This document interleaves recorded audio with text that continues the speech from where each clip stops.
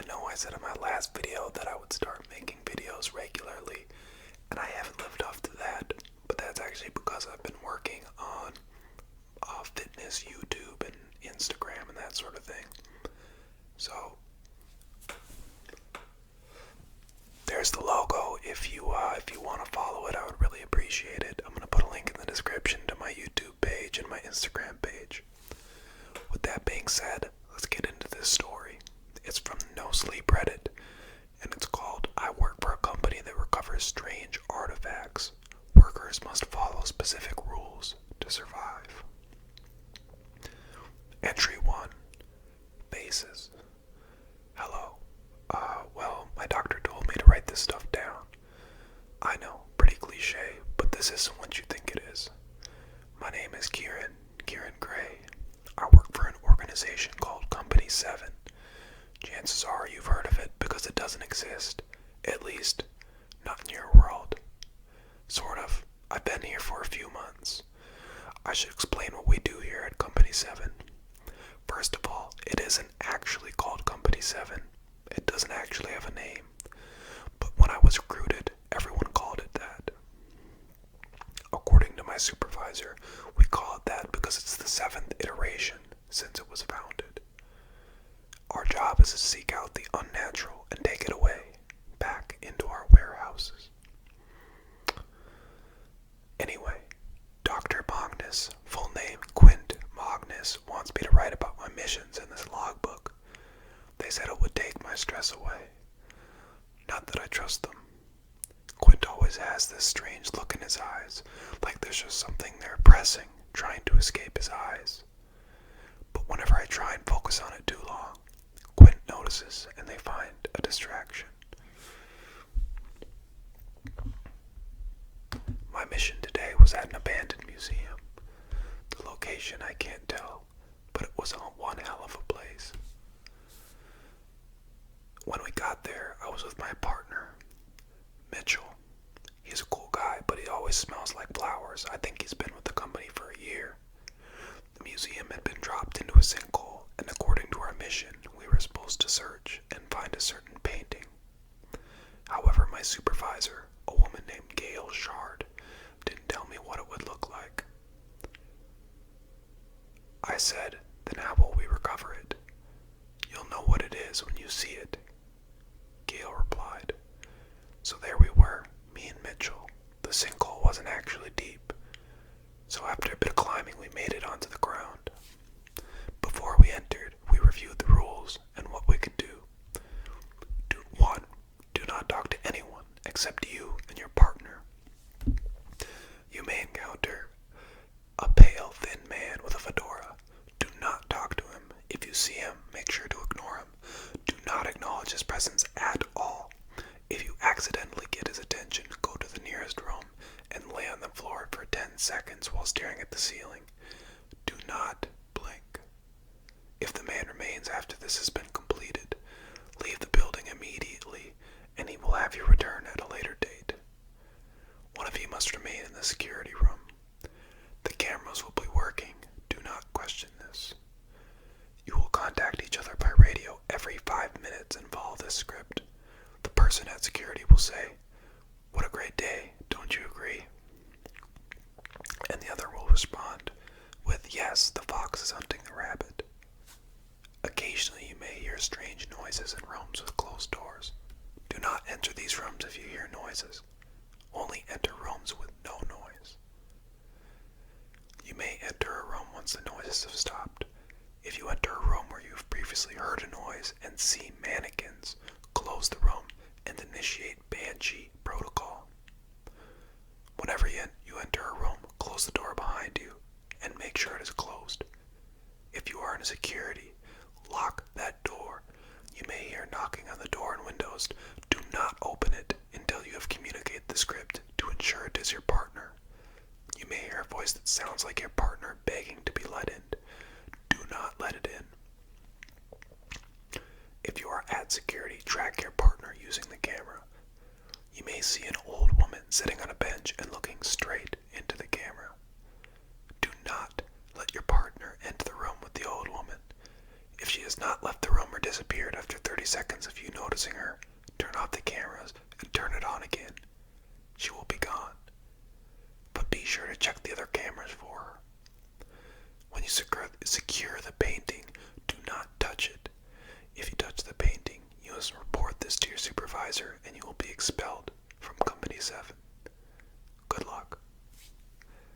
Well, I said, this sounds simple enough. Simpler than my last case, Mitchell commented. I remember what Mitchell told me, what happened to him before our case. He had been tasked with investigating reports of a crawling dark figure that appeared in people's windows and smiled. Sometimes I wonder how I got from investigating the disappearance of people in a carnival to this job. But I like this job. It's unique. The cases are always strange and unusual. I've encountered human-like things with a clay sphere for a head, so that is strangely better than just arresting a criminal. We entered the museum and played a quick game of rock, paper, scissors.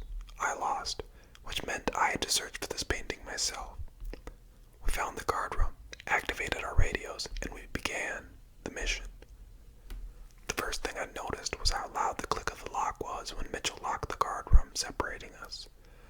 Let's test the script, I said. What a great day, don't you agree? Mitchell announced. Yes, the fox is hunting the rabbit, I replied. I entered the first room, a gallery filled with statues of people. They weren't mannequins, luckily, so I didn't need to do anything for the room. The last time I encountered mannequins, it wasn't exactly good.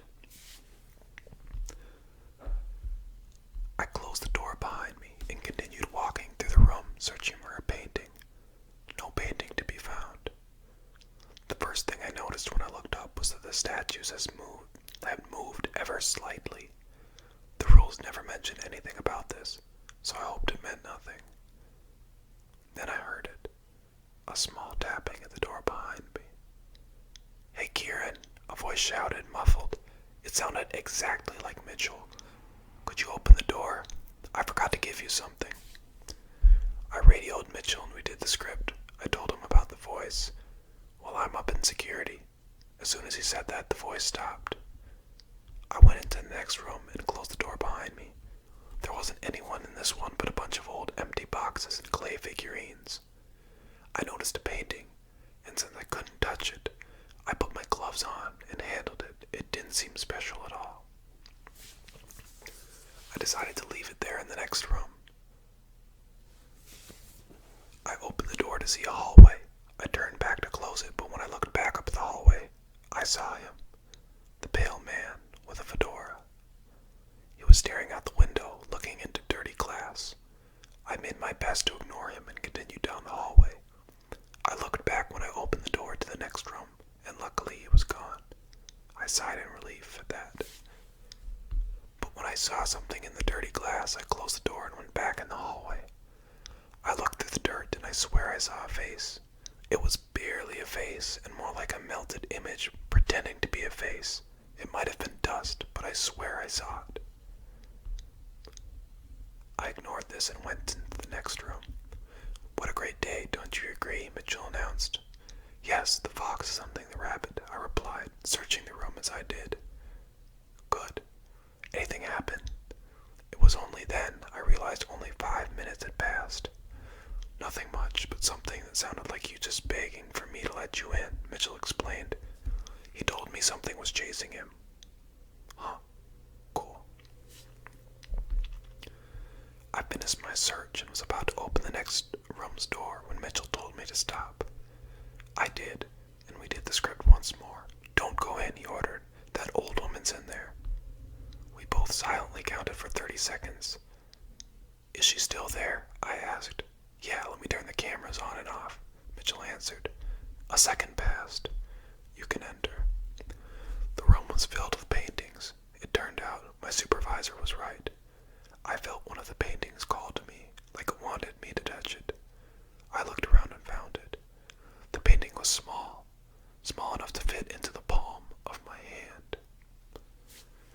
It was of 7 faces of babies that were melting and frozen in this scream of death. When I touched it, I felt something tug at my gloves, like the cursed painting wanted me to touch it. my jacket pocket. I now made the journey back, and the next time Mitchell called, I told him I'd recover the painting. I reached the first room, and something felt off. There was a door where there wasn't before. I heard something muffled come from it, and I listened closer. It seemed like children crying and the voice of someone arguing. It felt very familiar, yet I couldn't place it. I followed the rules and pretended I didn't hear anything. I found the security room, knocked on the door, did the script, and me and Mitchell were reunited. So that went nicely, I said. No injuries. Mitchell laughed as we returned to the car. A few weeks after the mission, I heard a rumor go around that a worker from storage unit committed suicide. Her body was found burned. The rumor was that this worker was new and ignored instructions on handling a painting correctly. The rumor also told me that they complained that they could never sleep because they kept hearing taps on their windows and seeing this melted face of a kid through it. I think what's worse is the fact that they supposedly live on the third floor of an apartment. I think that's all I'll write for today. I might write another entry tomorrow, but I've got to check up with that creepy Quint Magnus. Sincerely, Kieran Gray. So hope you guys like that. Please subscribe. Check out my fitness channel too, and I'll definitely be uploading quite a bit now that I got a Blue Yeti mic, which everybody is talking about it, but I was trying to work with the Snowball for a while, and it just does not work nearly as well as this does. So this will really encourage me to get on it. But hopefully you're asleep by now, and have a good rest of your day.